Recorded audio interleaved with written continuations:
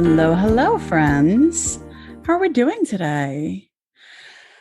I am trying to get back into the podcast swing of things. I have had a couple weeks break from recording. We went on vacation. We bought a house. We have been packing and getting ready to move and all those good things.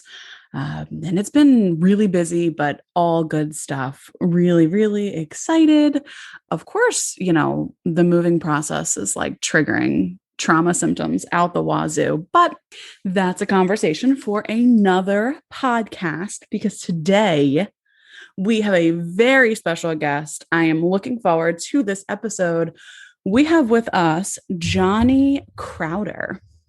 Now, Johnny is amazing. He is a 28-year-old suicide and abuse survivor. He is a TEDx speaker, a touring musician, mental health and sobriety advocate, and the founder and CEO of Cope Notes. And Cope Notes is a text-based mental health platform that provides daily support to users in nearly 100 countries around the world, which is awesome. I love that. I can't wait to talk more about that.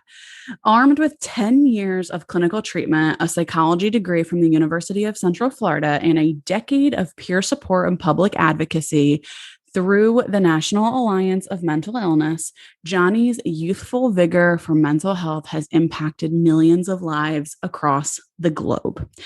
Since his first keynote in 2011, Johnny's refreshingly candid perspective has attracted praise from hundreds of outlets, including Upworthy, CNN, and Forbes. Even when commanding a virtual stage or touring with his metal band, Prison, his infectious positivity and firsthand experience with multiple mental illnesses, ranging from bipolar disorder and OCD to schizophrenia, uniquely equip him to provide realistic yet hopeful insight into the pains of hardship with authenticity, levity, and unconventional wit. So that was quite a bio. So hello, Johnny. Welcome. Howdy. You're a rock star. I mean, holy smokes. Everything that you've been through. I've really been looking forward to this conversation, even though it's taken us a little while to schedule and to get here, just because of the things that you're doing and the resiliency that you have. So can you take us back? Like, how did you get to be the person that you are today? Lots of That's a loaded question, I know. Yeah, I'm trying to think. Lots of music, lots of exercise. I'm looking back and I just think like we all wish life was simple enough and binary enough to point to one thing and be like, oh, that was the thing that defined me. But I'm a pretty outspoken proponent of the fact that all of the little things make a big difference too. So it's interesting when I do interviews and people want to talk about like the few big things, like tell us about your suicide attempts or tell us about being raped. And I'm like, there were thousands of little moments in between that shaped me that I don't always get to talk about. So whenever someone's like, how did you become who you are? My brain runs like an infinite inventory of all of these tiny little decisions that I've made. But ultimately, an easy way to describe it is every time I experienced some kind of pain, I stubbornly decided there had to be a way to justify it. And I had to use the pain or else the pain would have been for nothing. So that's why I think my life has progressed in the way that it has, is every time I hurt myself, like I stub my toe and I think, man, I'm going to start a committee that's going to look at every corner in my house so that people don't stub their toes anymore. I just think that way.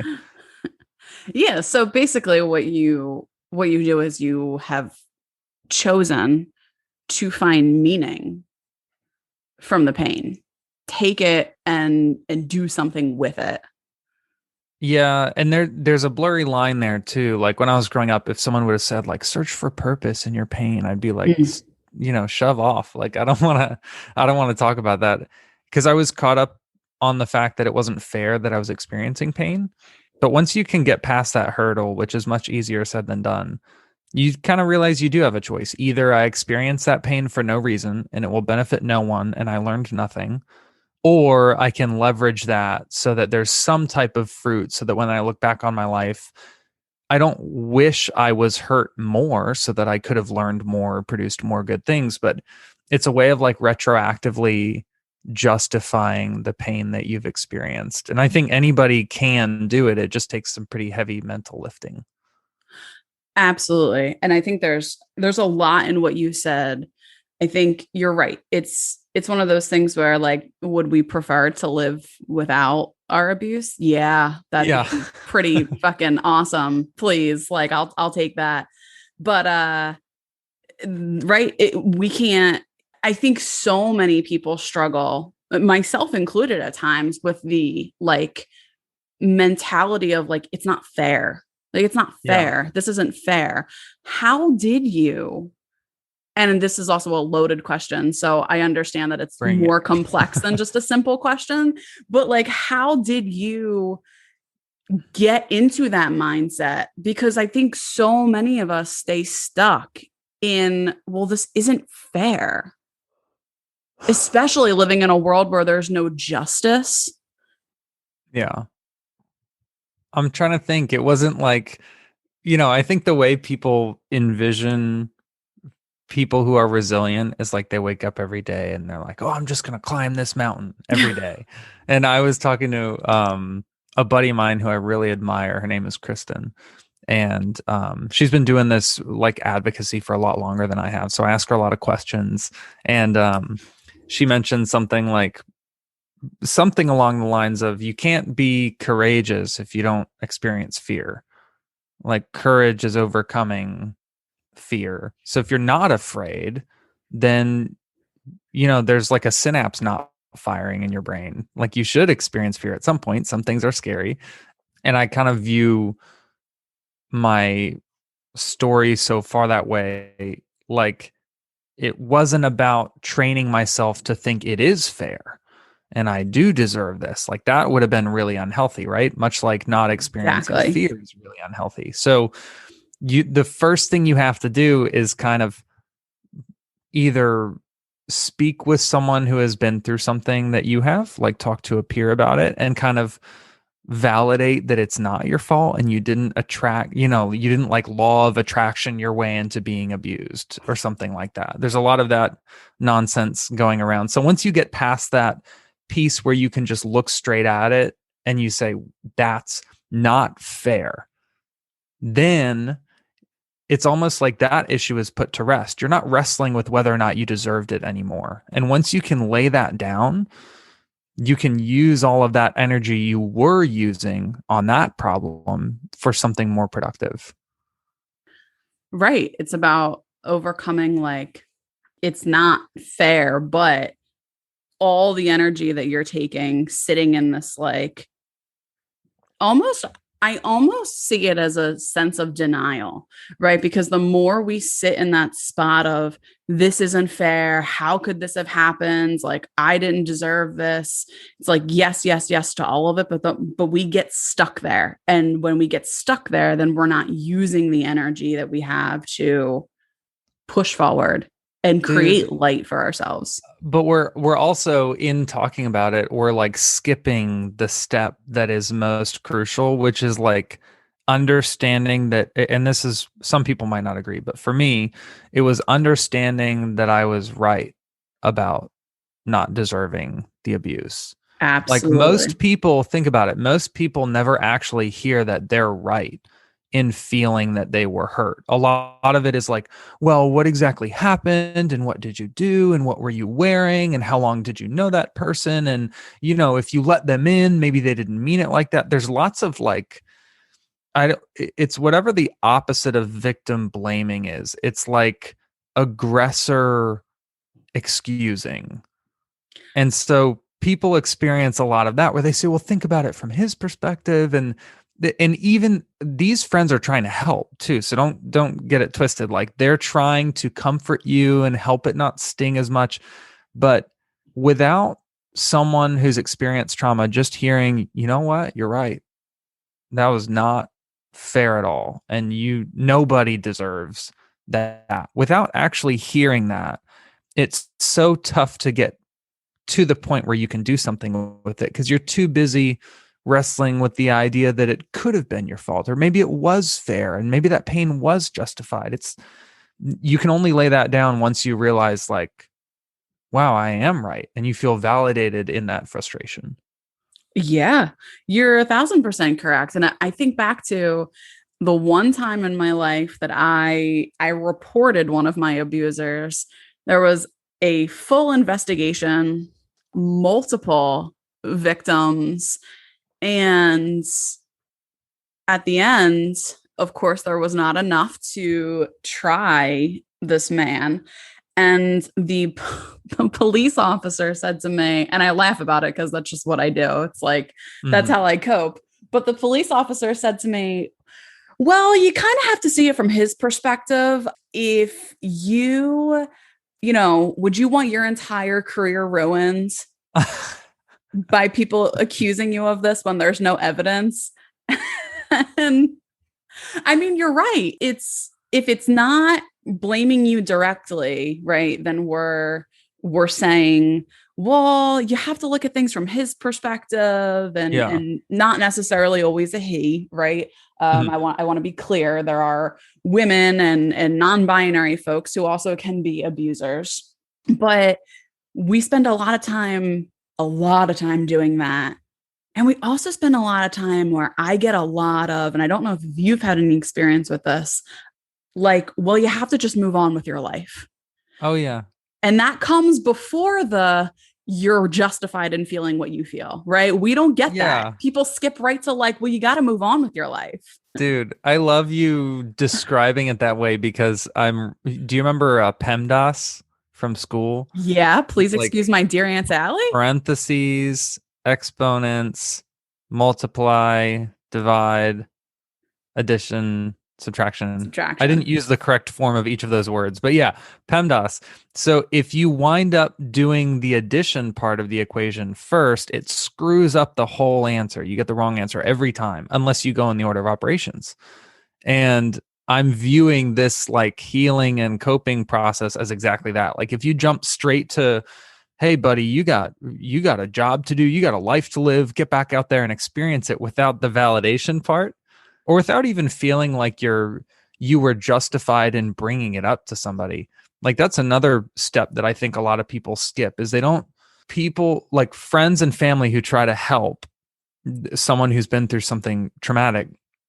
We don't often like applaud people for saying something about it in the first place, and that's almost always like in the top 3 hardest parts of experiencing something traumatic, is like mentioning it to someone, and we forget to congratulate that person, which sounds like a weird word, but to commend them for the strength it took to bring it up, because we're too busy trying to help them get out of the mud.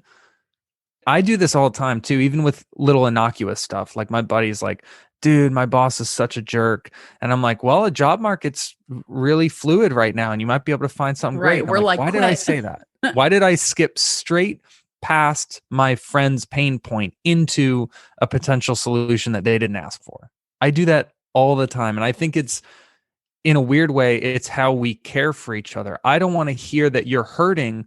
I want to fast forward to when you're not hurting anymore because I love you. And we forget that a lot of steps are being neglected when we do that. Yeah. Yes.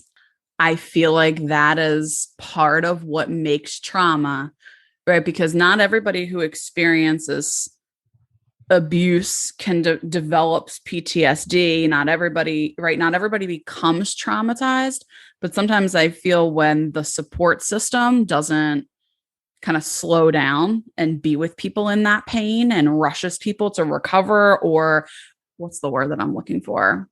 Like negates its significance and negates the importance of even speaking about it, which really has been my entire life growing up, right? I would say, I remember the first time I told somebody in my family I had an eating disorder, and the response was like, no, you don't. Oh I was yeah. like, okay, all right, here we go. So I think that just continues to traumatize people. Like that's how people end up even more traumatized. Dude, and think about it too. You just made me realize something. The opposite of validating someone and being like, wow, that is, you are experiencing disordered eating, and like, man, how, what's been going on, and tell me about it. And I want to understand it. The opposite of validating it is like gaslighting you into saying that it's not happening. And I picture like all of this. I mean, I don't know your story, but I picture all of the courage and effort and mentally weighing the pros and cons of bringing it up in the first place, and what does this mean, and am I going to have to go to treatment, or like, are people going to look at me differently, and then is my behavior even going to change, or is my eating even that disordered? Other people have much more disordered eating than me. So all these thoughts Right. race through your head and Lord knows how long you struggle with this, and then you finally bring it up, and it's kind of like a fireworks finale or whatever, where it just like pss, and then it like doesn't even shoot, like the mortar doesn't even shoot off the ground. You're like, what the heck? The hell just happened? I think people forget the lead up to saying something like that. Like, it's not just someone casually mentioning it. Like, at least in my personal experience, before I mention stuff like this to people, there's like a whole, I mean, I'm writing like a mental dissertation about, for like a year. It's like a term paper in my mind where I'm like weighing out all of the potential, and I'm so anxious about the outcome of bringing it up that it's exacerbating what I'm experiencing in the first place. So to mention it and have someone go, well, I mean, other people have a lot more disordered eating than you. And you just are like, oh, did I just waste 5 semesters on a paper that no one's going to read, I'll just throw this paper. Let me just go burn this paper. Yeah, that's tough. Right. Figuratively speaking. So, for you, did you have that support from your family? Like, I know that you had mentioned you're a sexual abuse survivor and a suicide attempt survivor. So did you have that support, or growing up, or like with your family, friends? So all my family is still alive. So I do my very best to speak kindly of everybody, but Understood. I grew up in a family that was not necessarily conducive to healthy mental and emotional patterns. So Understood.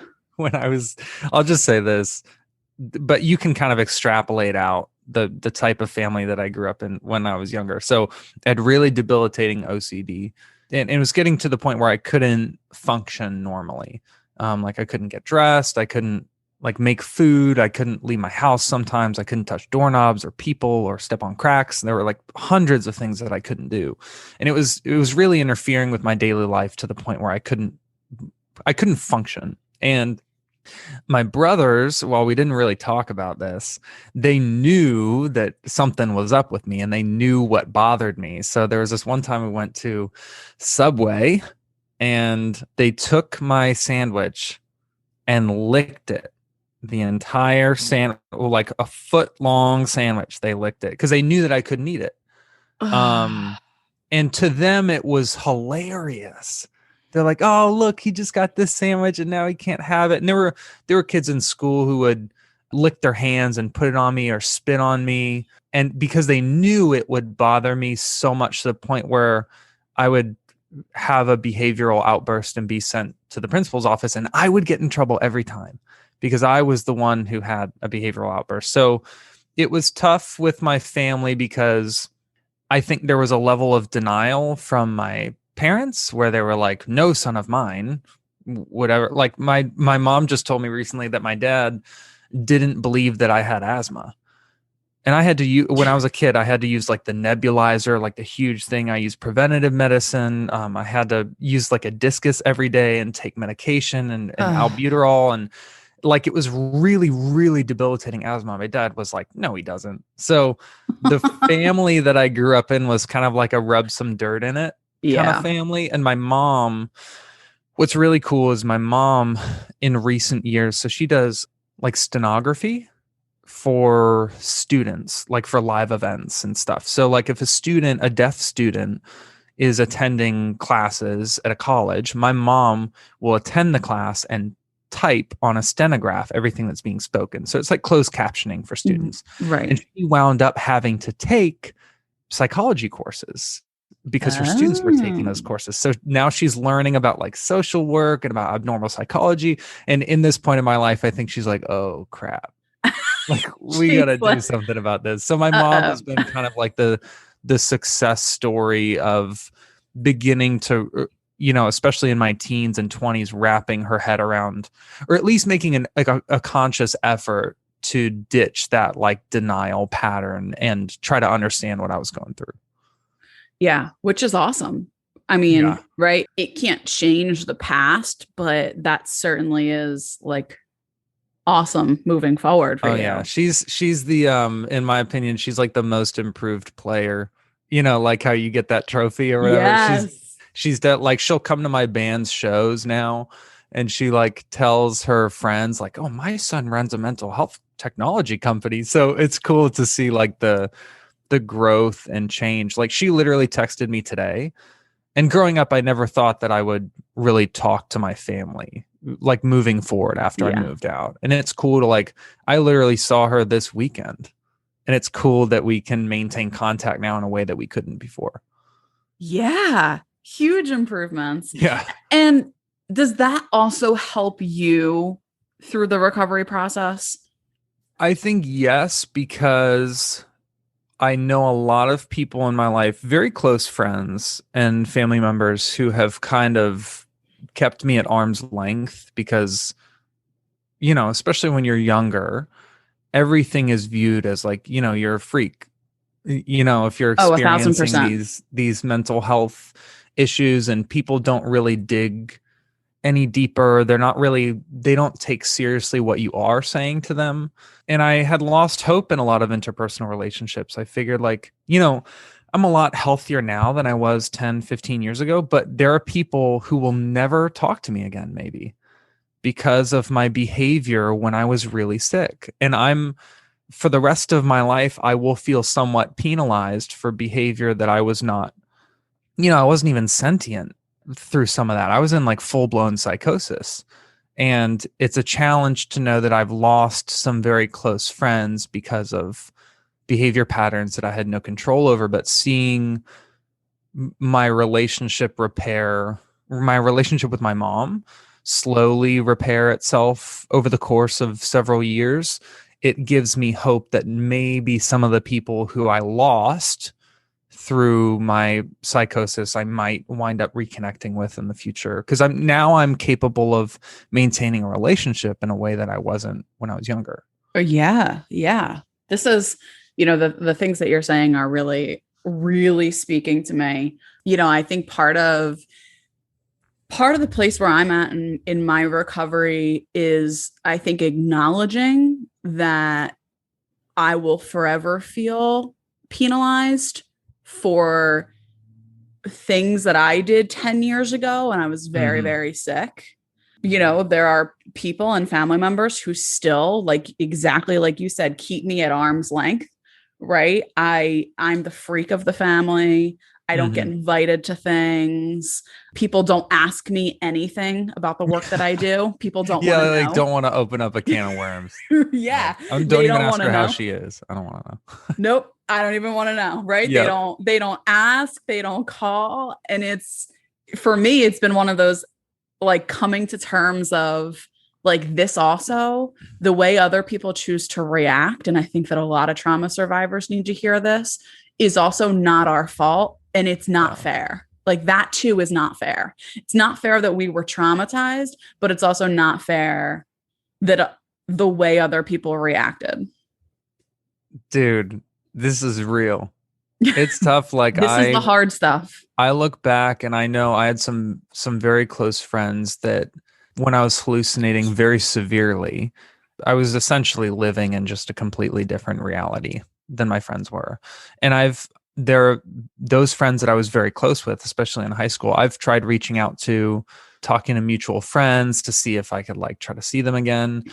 And they're just not willing to see me because in their mind, they have a very distinct vision of how I behave.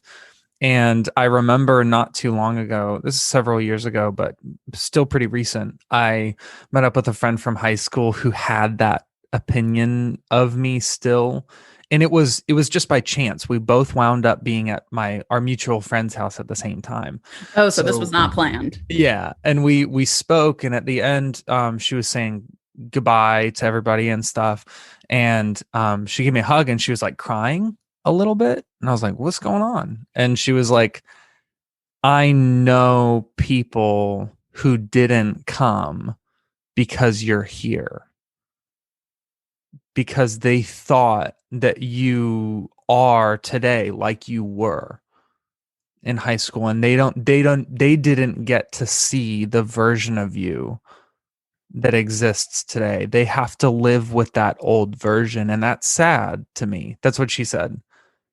And when she left, I was like, not only was it incredibly kind of her to acknowledge the work that I've done and that I am different now, but for her to view it like that, not like, oh, you need to get out there and prove to them that you're different, like giving me a Yeah. task. She said, it's sad for them that they don't get to see the progress you've made. And there was something so sweet and genuine about that I try to cling to whenever I feel left out or excluded. I think I'm sad that those people don't get to know the version of me that exists today, the true version of me.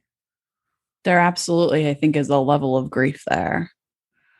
But also, even just hearing, right? I don't know this person who said that to you. I will probably never know this person, but even just knowing too that there are people out there that will say things like that is hugely comforting. Yeah, we were Hugely never comforting. close too, me and this person. We just always ran in similar circles and had mutual friends, but we never were like close enough for her to be that heartfelt with me. And that's, I think it made it mean so much more because she wasn't doing it to be nice or to blow smoke or because she was my friend. It was like her genuine. It was a genuine reaction.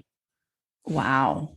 Wow. So today, right? Because I want to go back to something that we were talking about earlier, just so we can clarify, right? Because, we were talking about getting to a certain point in our recovery where we can say, like, this wasn't my fault and I didn't deserve it. And I'm justified in feeling the way that I feel. I am justified in all of these emotions.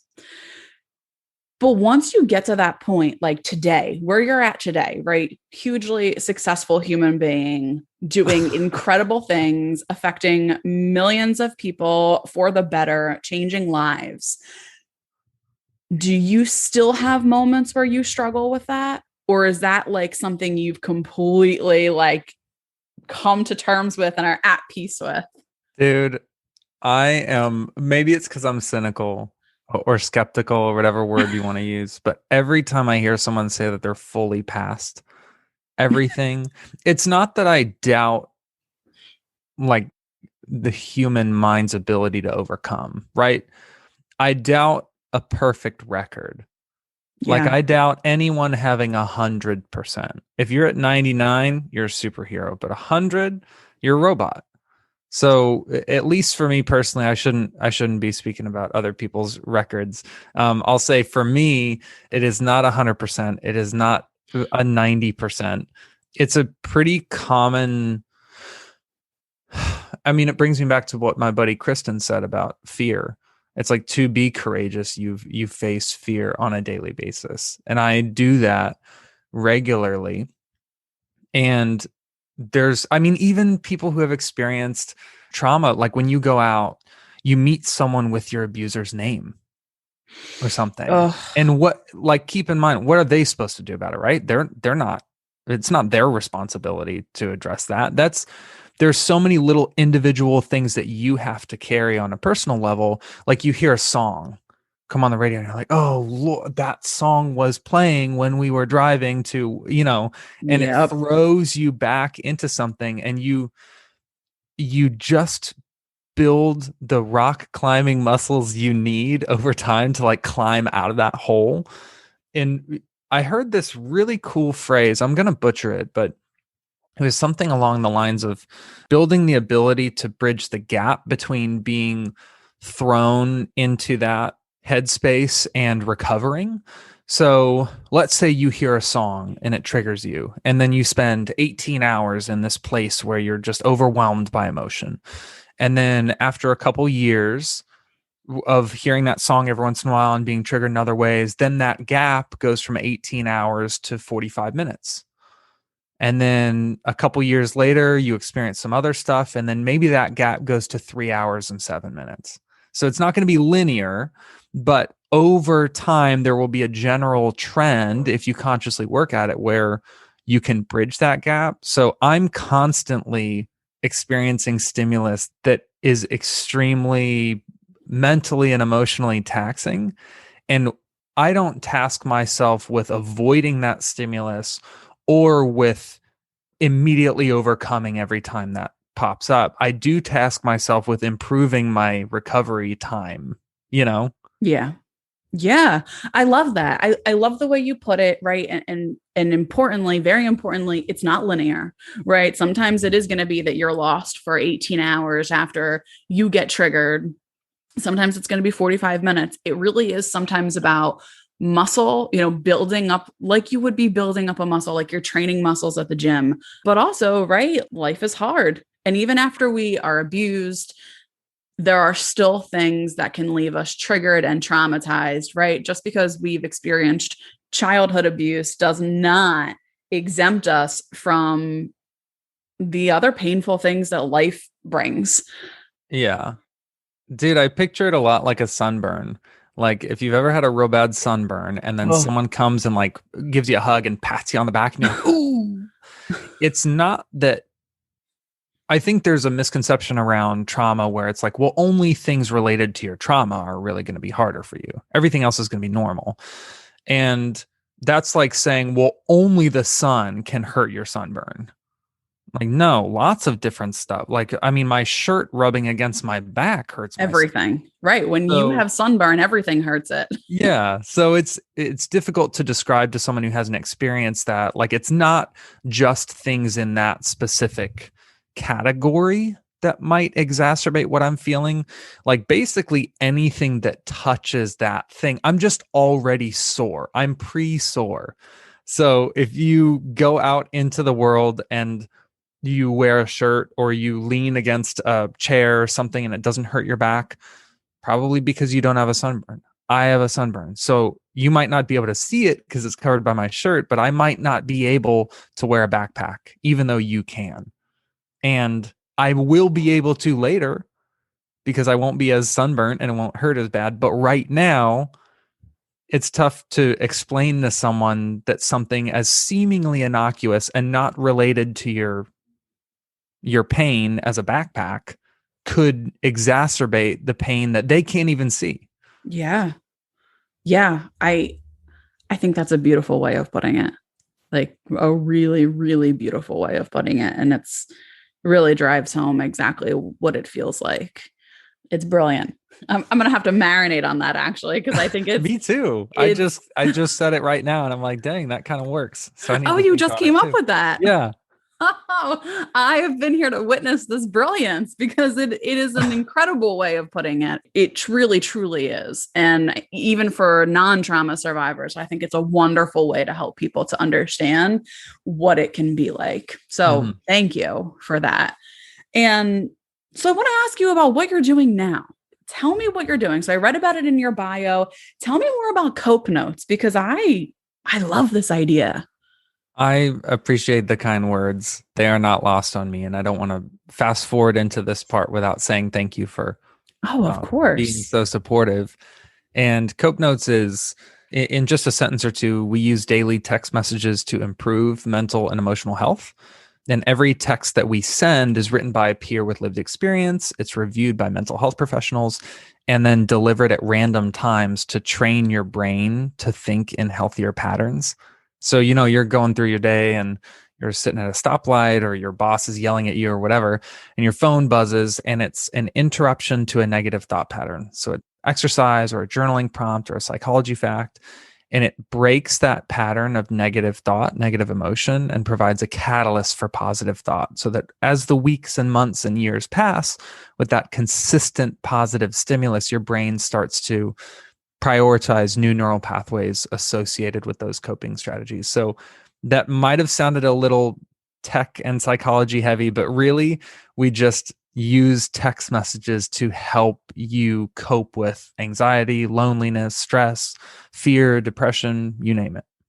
Right. You're rewiring the brain, which all the listeners out there, y'all know Mhm. this is my, this is like my candy. I love talking about this stuff. Yeah. Um, because right, what you're doing is you're providing support in the moment for people who often feel very, very alone. But I think on a long-term goal, what we're doing is you're rewiring that brain. You're forming new neural pathways, which helps hugely in trauma recovery because as we know, trauma literally changes the brain. Yep. That's the coolest part that I don't think a lot of people know.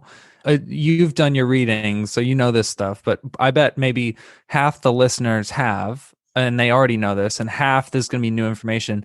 We don't say change your brain as in this like ephemeral metaphorical thing. It's like literally physical parts of your brain are moving and like rearranging themselves physically, like you can observe it. And that's what's always fascinating. So I went to school for psych.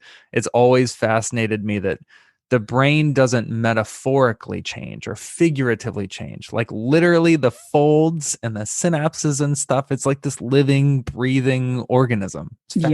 Yes. I think that's one of the first things that I teach my clients who step into my office for help with trauma is like, okay, well, first let's validate this and let's talk about what's happening in your brain. Mm-hmm. Because this isn't like, right? Because then it becomes, if not, people then go into like, well, what's wrong with me? Why am I acting like this? And it's like, well, this is what's happening in your brain right now. Yep. Like it's a real thing. Your brain has literally changed itself. That's so awesome. Yes. Oh, I love all brain stuff. But so then Cope Notes is also a podcast, right? Yeah, so there's the Cope Notes podcast, and we are between seasons at this current moment at the time of recording, but there's like 40 episodes that are already up Okay. that listeners can go check out. And basically, we created the podcast to give people who don't commonly have a voice in the mental health conversation an opportunity to speak. So if like and trust me, I work with a lot of clinicians. I love clinicians have changed my life, but pretty much every podcast, mental health podcast I listen to is like doctor this and doctor that and researcher this and researcher that. And I'm like, let's hear from the tattoo artists and the barbers and the The people who janitors. have Like, been in it. yeah, Yes. like what are their experiences with mental health? Because the longer we relegate mental health to be this like clinical phenomenon and not like very much a lifestyle conversation, the longer stigma will prevail. Absolutely. Because it's not, mental health doesn't just stop at Dr. Yeah. John Smith, right? Who has his PhD. Again, not that that's not a wonderful thing, right? I'm a Hmm. therapist, like, great. We like clinicians, but we normalize mental health. And when we start hearing from people who are typically sent messages that they're not allowed to talk about this stuff. So when we Yeah. start asking them to use their voice, that's affecting real change and real fight against stigma.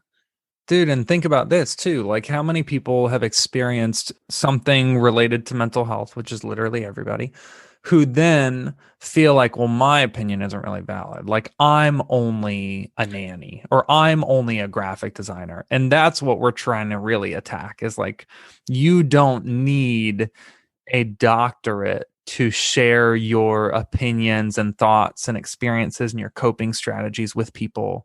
Like your voice is valid in the mental health conversation regardless of whether or not you think it's valid, you know? Yes. And nobody, right, regardless of who is speaking and whatever degree they may have, nobody can tell you how to navigate your journey better than you. That's honestly, to speak candidly, That is such annoying advice. I'm picturing myself when I was younger. So I saw a number of different care providers, and I was seeing therapists and psychiatrists and stuff. And that was like a common theme where it was like I had to take responsibility. And I was like, no, no, make it someone else's job. I so didn't Please. want to hear it. But it's kind of like what we were talking about earlier. There is this very bizarre sense of freedom in that too, where if you can shift it from, there's lots of this like obligation talk, like, well, no one else is going to do it for you. You got to do it. And it feels very like drill sergeant-y. Mm. And that doesn't really resonate with me. I know it works for some people, but the way that the framing that helps me is I don't have an obligation to help myself. I have an opportunity to help myself. And that feels to me so much more hopeful and positive and less like incriminating.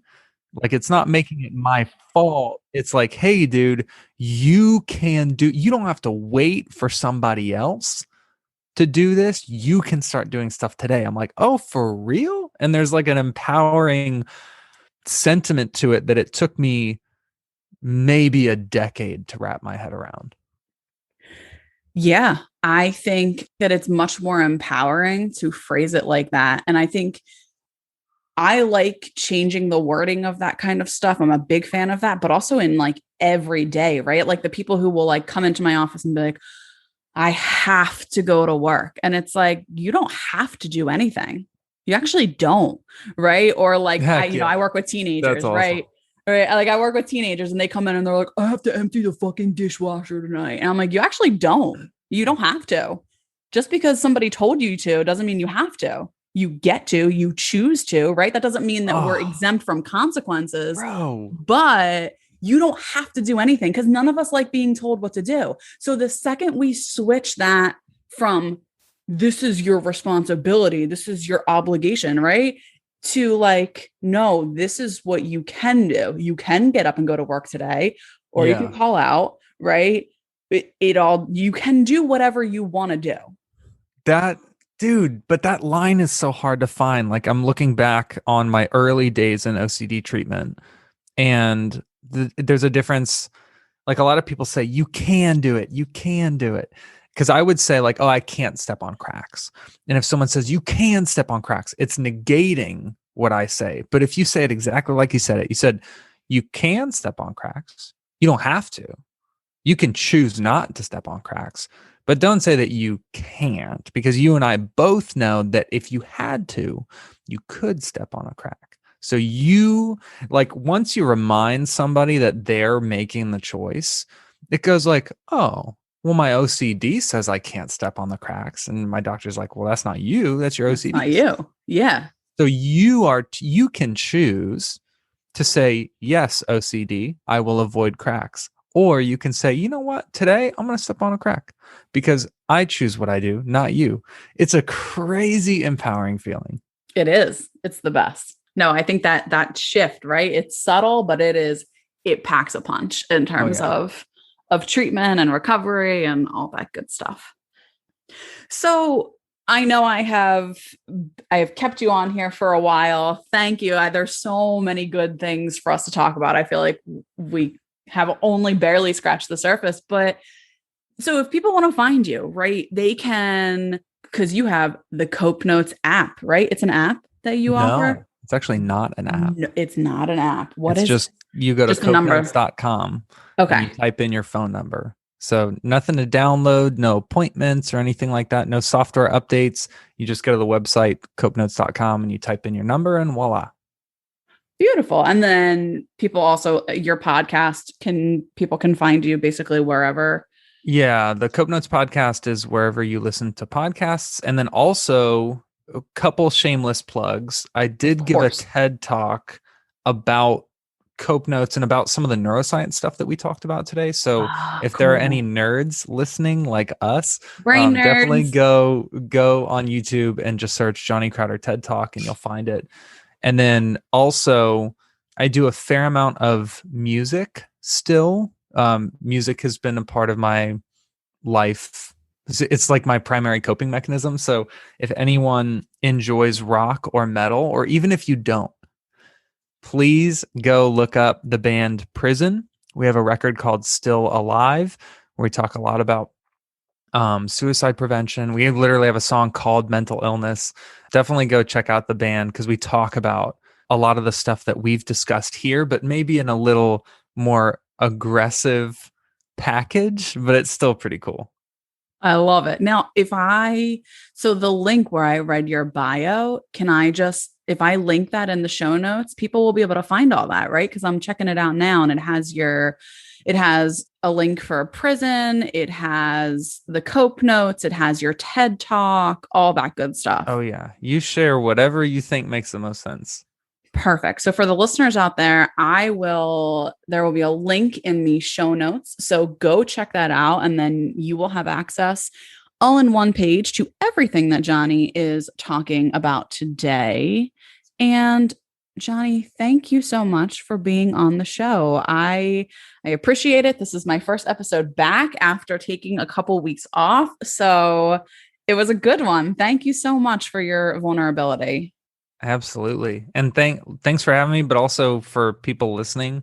I just don't want any listener to overlook the fact that they just spent 45 minutes listening to a conversation like this that speaks about your character. Just like my friend who mentioned that thing to me in confidence that made me feel like, wow, I didn't even know she thought on that level. The fact that you've spent 45 minutes listening to this and engaging with this conversation speaks volumes about the type of person you are and the work that you're doing in your life. So don't just turn this off or listen to another podcast straight away. Like, stew in this for a minute or two after this finishes playing and realize like you're doing really important work and making a huge difference by spending your time this way. And we both applaud you. 1000%. I agree with that. You, as the listeners, are phenomenal human beings fighting every day to make life a little bit lighter. And that is what this podcast is all about. So thank you. We appreciate all of you and take good care. I will be holding everybody in the light. And until next week, thank you, Johnny. Thanks for listening, everyone. For more information, please head over to lightaftertrauma.com, or you can also follow us on social media. On Instagram, we are at lightaftertrauma, and on Twitter, it is at lightafterpod. Lastly, please head over to patreon.com/lightaftertrauma to support our show. We are asking for $5 a month, which is the equivalent to a cup of coffee at Starbucks. So please head on over again. That's patreon.com/lightaftertrauma. Thank you, and we appreciate your support.